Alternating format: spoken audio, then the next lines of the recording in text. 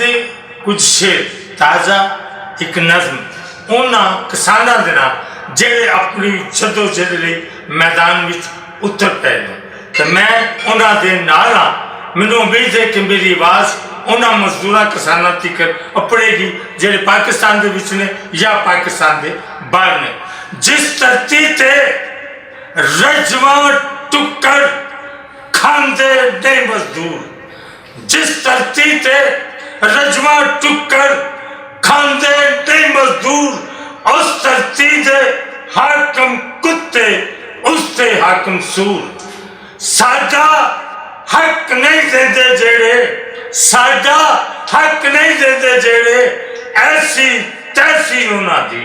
साडा हक नहीं देते जेड़े, ऐसी तैसी उन्हां दी। होण नहीं देते खुले वेड़े, ऐसी तैसी उन्हां दी।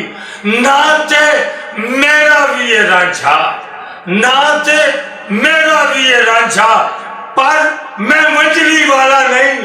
ना ते मेरा भी ये रांझा, पर मैं मंजली वाला नहीं। और टुक्कन ते सही बाबा खेड़े, ऐसी तैसी उन्हां दी। टुक्कन ते सही बाबा खेड़े, ऐसी तैसी उन्हां दी। हुण तुहाडी जदोजहद लई और मैदान विच खलोण लई वो शेर जेड़े तुसी अगे बड़ी बार सुन चुके हो। बेहिम्मते ने जेड़े बह के शिकवा करन मुकदरा दा, बेहिम्मते ने जेड़े बह के शिकवा करन मुकदरा दा।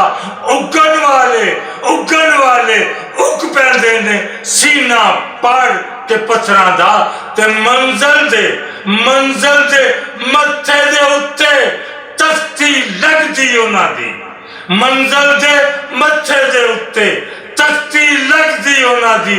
जेड़े घरों बना के टुरदे नक्शा अपने सफरां दा, जेड़े घरों बना के टुरदे नक्शा अपने सफरां दा।